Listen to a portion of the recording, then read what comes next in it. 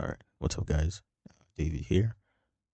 Today I'll be going over this network environment, okay? And I'll be going over some key static routing concepts. So, what we have here are three branches, okay? So, here's branch one at the top, branch two on the left, and branch three on the right, okay? We have a core router that's connecting all the branches together, okay? And what I'm going to be doing is I'll show you exactly how routing is working in this environment. I'll also explain some key static routing concepts. After that, we're going to verify connectivity between the PCs configured on the network, okay? And yeah, that's what I have today. Let's get into it. All right, guys. I'll just be explaining exactly what I'm doing. Okay. So going into router two here, running some commands. Um, as you can see, we did the show IP route command, which brings up the routing table. And a key concept is also understanding how to read the routing table.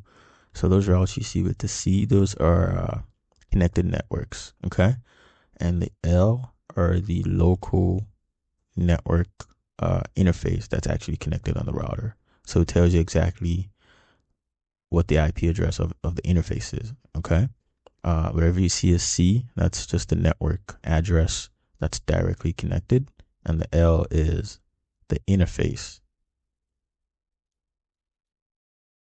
that we're working with on that particular router. Okay.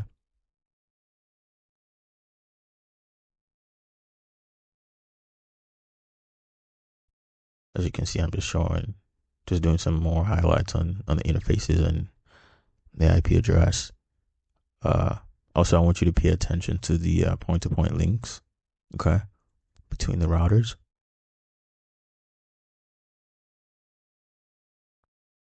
And also pay attention to the networks behind the routers, the 192.168, because those networks are the networks we're trying to set up static routing for.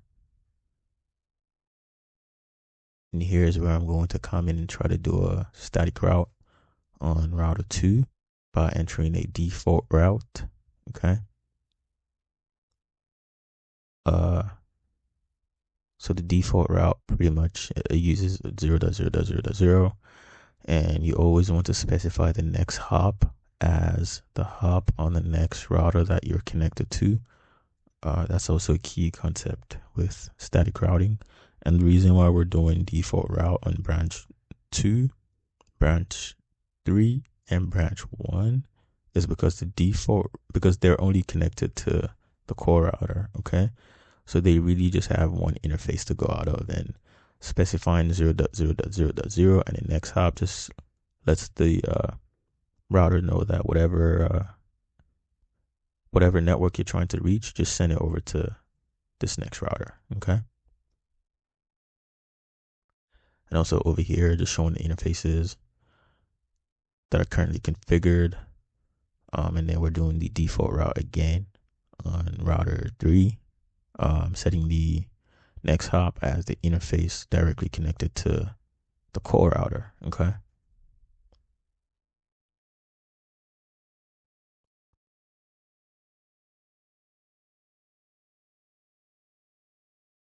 Same thing over here for router 0.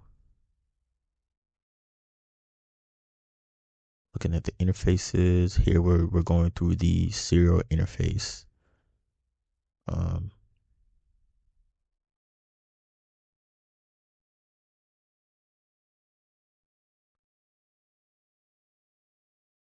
and of course, working on the Cisco CLI, you always want to enter the privilege mode and then go into configure terminal and enter your default route. I think here I make a mistake actually. Okay, not here, but Now we're going to go to the core router where we actually have to specify the exact networks we're trying to reach, right? Because we're connected in 3 directions. So the router needs to know exactly where to take to get to the network that we're specifying, okay? Um, and here's where we're just looking at the interface brief information for the router. I'm going to the terminal.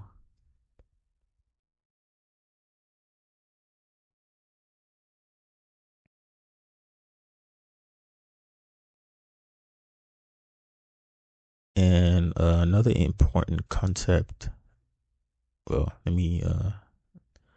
another important concept and why we're doing this on every router is that the router needs to know how to get back to whatever destination. So if I send a packet out from branch 2 over to branch 3, branch 3 needs to know how to get back to branch 2. Okay, so that's how we're doing it, pretty much in all directions.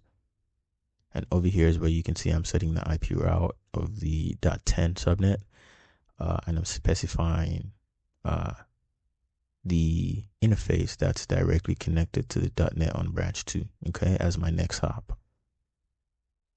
And that's pretty much what I'm going to do here for all the needed routes and networks, the 192.168.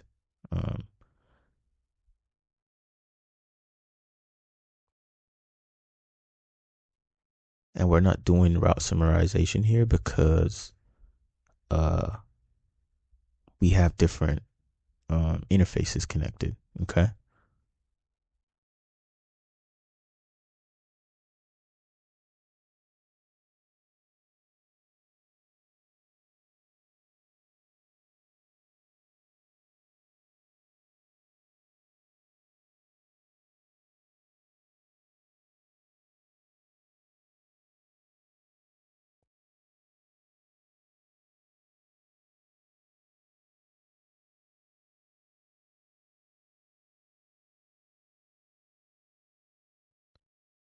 I think there's an error here.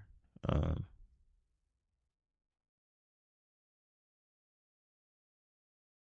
yeah, I made a mistake here trying to, yeah, that was,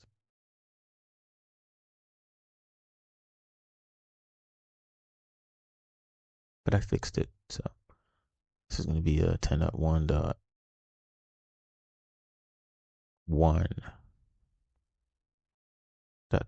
as my next hop.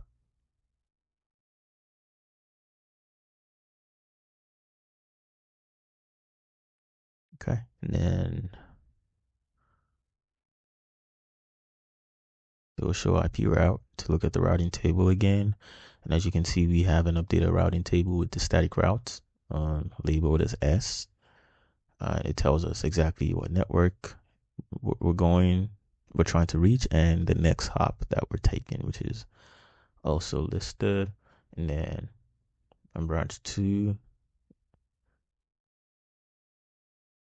should do a show IP route here, listed routing table, and you can see the default route that's listed.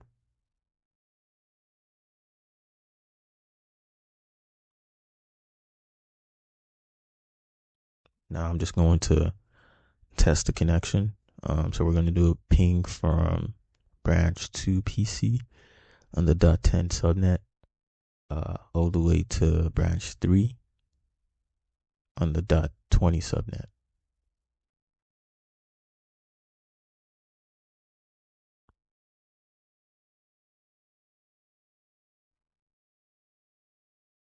So this kind of time now, I think, for 3 packets, and we were able to get the last packet. But I just did it one more time after that.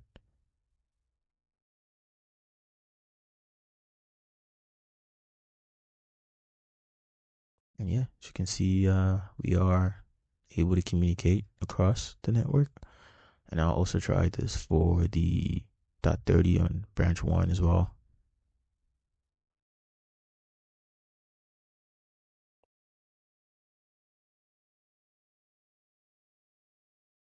And yeah, guys, that's pretty much it. All right, guys. Thanks for watching. If you have any questions, you can post them in the chat. If you want this packet tracer lab, just let me know. I'll try to put a link to where you can download it. But yeah, I'll do my best to answer any questions that are asked. Thank you, and thanks for watching.